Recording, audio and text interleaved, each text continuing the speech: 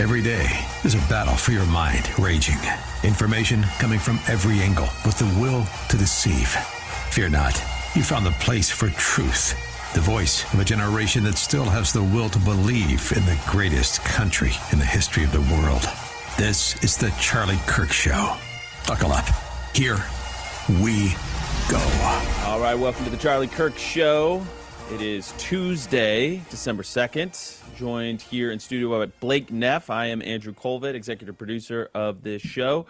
Lots of news this morning. There was a big Pentagon briefing, which I think made more news because of who was covering it.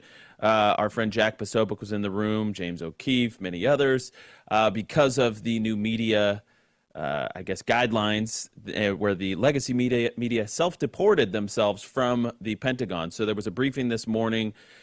Jack Posobiec notably asked if they were considering a court-martial for Senator Mark Kelly. The answer was everything is on the table. And that is sort of linked to some of the main coverage that we're going to get into here this morning. There is news that there is it's about 10 days old. USS Ford has been in the waters in the Caribbean outside of Venezuela. There is concern, I think, in Maduro's inner circle that the U.S. is about to potentially oust him from power within Venezuela. Meanwhile, you have the Venezuelan cartel, narco-trafficking boats that have caused a huge controversy, namely with Pete Hegseth. It seems as if, Blake, that there is a growing I would say but they are coordinating their efforts, Democrats are, to hopefully get rid of Pete Hegseth, and their hope, not my hope, to get rid of Pete Hegseth. I think that effort will fail. But describe this dynamic of what's going on right now with Pete Hegseth. Well, what's interesting is, so we discussed this yesterday, what happened is there in September, this was reported by the Washington Post, that in September, they've been doing these strikes on drug boats coming from Latin America towards the United States. I should say alleged gunboats or drug boats, and that in September they identified one of these. They told Hegseth about it because he's the one who has to approve strikes, and that according to the Washington Post, he not merely approved a strike but said basically kill them all in some way. Yep. And so they struck the boat, it sinks and breaks apart, but when they're observing it afterwards, they see that some people on the boat are alive and clinging to wreckage. And rather than leave them there or rescue them and arrest them or whatever you would do, they drop another strike on them. Yeah, and we have image 208 here. This is from the New York Times. So that original story, the double tap story that they're alleging is a war crime, was reported by the Washington Post. Now, the New York Times has issued a follow-up reporting that reads that basically is a giant rebuttal to it. New York Times says, according to 5 U.S. officials who spoke separately and on the condition of anonymity to discuss sensitive matters that are under investigation, Mr. Hegseth, head of the September 2 attack, ordered a strike that would kill the people on the boat and destroy the vessel and its purported cargo of drugs. But each official said Mr. Hegseth's directive did not specifically address what should happen if a first missile turned out not to fully accomplish all of those things. And the officials said his order was not a response to surveillance footage showing that at least 2 people on the boat survived the first blast. Admiral Bradley, the other character in this saga, ordered the initial missile strike and then several follow-up strikes that killed the initial survivors and sank the disabled boat. As that operation unfolded, they said Mr. Hegseth did not give any further orders to him.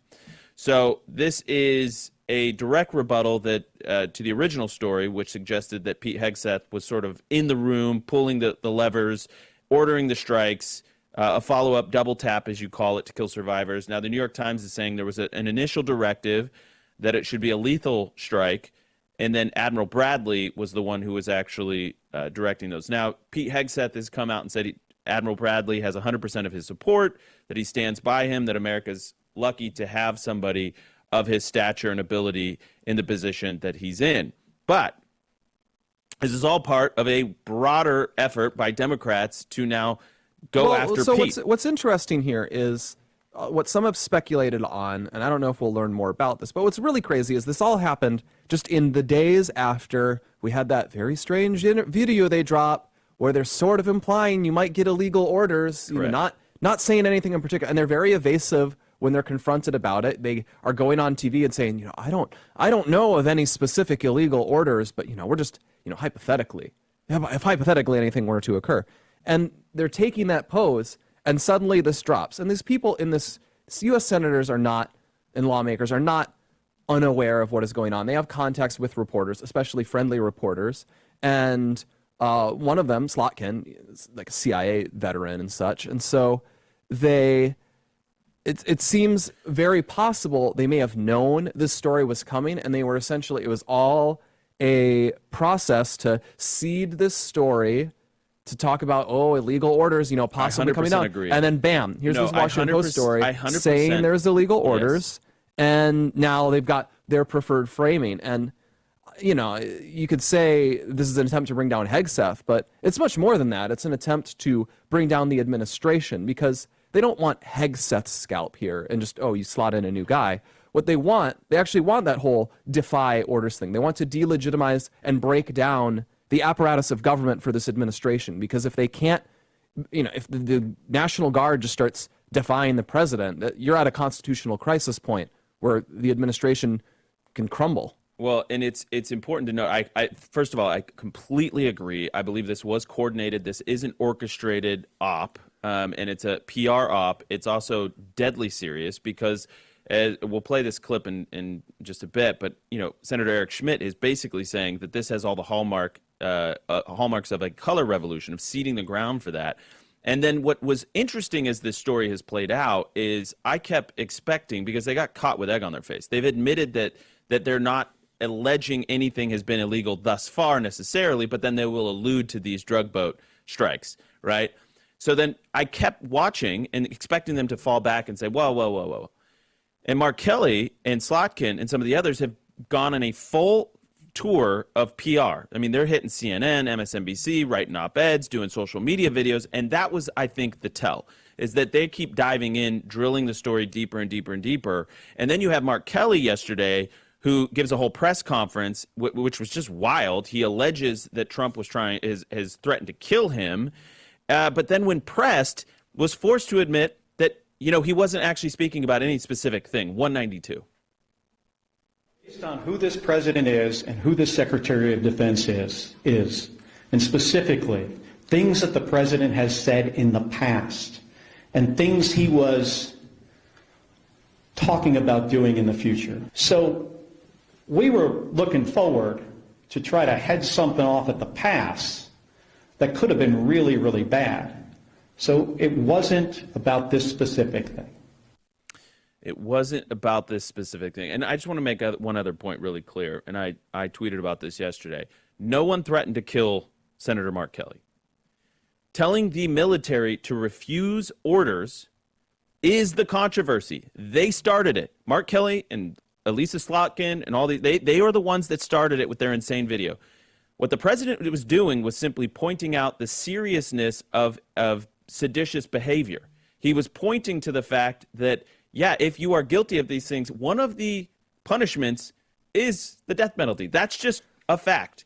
And the White House even later confirmed that President Trump was not calling for him to be killed. He was pointing out that this was a serious offense.